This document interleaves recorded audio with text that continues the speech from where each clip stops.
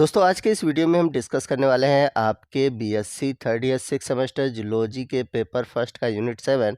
और हमारा आज का जो टॉपिक है वो है इन्वायरमेंटल रेगुलेशन ऑफ डेवलपमेंट। तो आपको बता दें, किसी भी एनिमल पर उसके जियोग्राफिकल एरिया यानी कि उसके भौगोलिक क्षेत्र का उसके विकास पर प्रभाव पड़ता है। यानी कि कुछ ऐसे एनिमल आपको देखने को मिलेंगे कि उनके जो डेवलपमेंट होते हैं, उनके डेवलपमेंट में जो इन्वायरमेंट है एक बहुत ही इम्पॉर्टेंट रोल अदा करता है। और जब इन्वायरमेंट डेवलपमेंट को रेगुलेट करता है तो उसे हम बोलते हैं इन्वायरमेंटल रेगुलेशन ऑफ डेवलपमेंट। तो कई ऐसे एग्जाम्पल है जहाँ पर इन्वायरमेंटल रेगुलेशन दिखता है एनिमल के डेवलपमेंट पर। तो आइए हम कुछ एग्जाम्पल के थ्रू समझते हैं।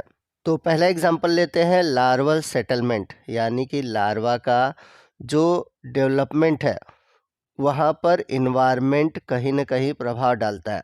अब ये प्रभाव कैसे डालता है, इसके कौन कौन से एग्जाम्पल है, आइए समझते हैं। तो कुछ एनिमल के केस में ये देखा गया है कि जो इन्वायरमेंटल कंडीशन है वो उनके विकास और उनके मेटामॉर्फोसिस को स्टार्ट करने के लिए ज़रूरी होता है। जैसे कुछ समुद्री लार्वा जो होते हैं उनके मेटामॉर्फोसिस के लिए उनके चारों तरफ जो इन्वायरमेंट है भोजन के स्रोत का होना आवश्यक होता है।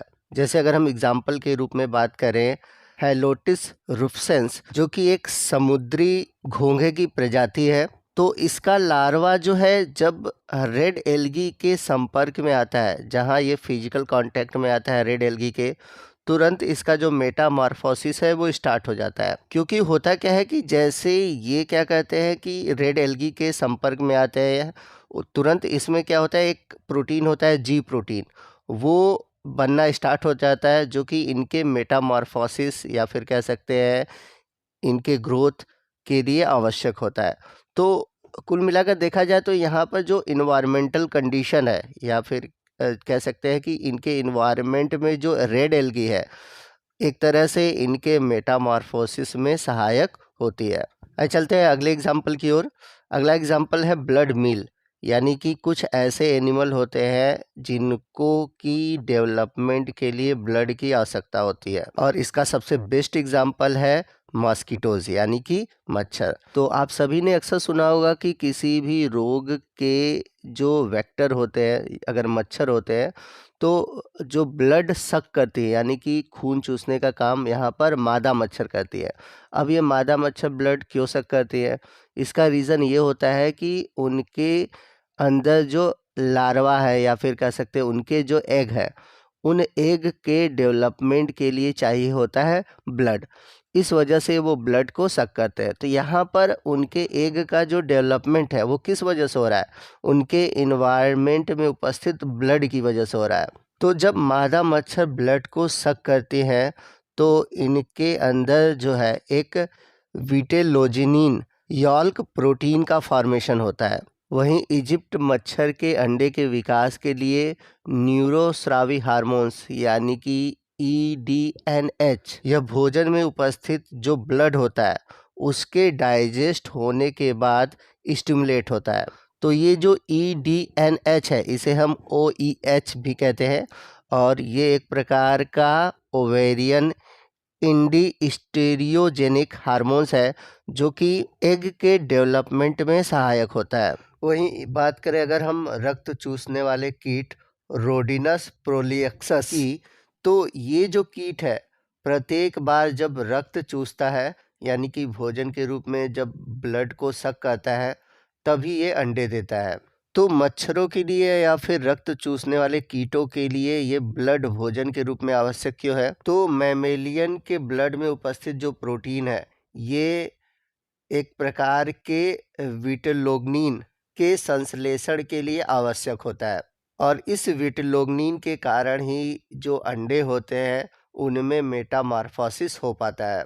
दूसरा इम्पॉर्टेंट ये है कि जब मॉस्किटो ब्लड को सक करते हैं तो उनके जो पेट होते हैं यानी कि जो एब्डोमेन रीजन होता है उसमें खिंचाव उत्पन्न होता है, जिसकी वजह से उनका जो इंडोक्राइन है वो स्टिमुलेट हो जाता है, जिसकी वजह से जो जुवेनाइल हार्मोन्स है वो एक्टिव होता है, और ये जो हार्मोन्स है वो एग के डेवलपमेंट के लिए आवश्यक होता है। तो इस तरह से आपने देखा कि किस प्रकार जो ब्लड है मॉस्किटो या फिर ब्लड सक करने वाले कीटों के एग के डेवलपमेंट के लिए आवश्यक है। चलते हैं अगले इन्वायरमेंटल कंडीशन की ओर, जो कि है डेवलपमेंटल सिम्बियोसिस, यानी कि एक जीव का दूसरे जीव के प्रेजेंस में होने पर जो डेवलपमेंट है वो प्रारंभ होता है। यानी कि यहाँ पर एक तरह से सिम्बियोटिक रिलेशनशिप है, एक सहजीवी रूप है, यानी कि एक जीव है और दूसरा जीव है, और दूसरे जीव के प्रेजेंस में ही पहले जीव का डेवलपमेंट होता है। तो इसका एक बेस्ट एग्जांपल है यूप्रिम्ना स्कोलोप्स, जिसे कि हवाईयन बॉबटेल स्क्वैड के नाम से भी जाना जाता है, जो कि एक समुद्री एनिमल है जो कि प्रशांत महासागर के समुद्र में पाया जाता है। आपको बता दें कि इसके शरीर में एक लाइट ऑर्गन होता है, यानी कि एक लुमिनस बॉडी होती है, जिसमें कि एक बैक्टीरिया पाई जाती है। उस बैक्टीरिया का नाम है वाइब्रोफिचेरी, और ये ऐसे बैक्टीरिया होते हैं जो कि लुमिनस बैक्टीरिया होते हैं, यानी कि प्रकाश उत्पन्न करने वाले बैक्टीरिया होते हैं।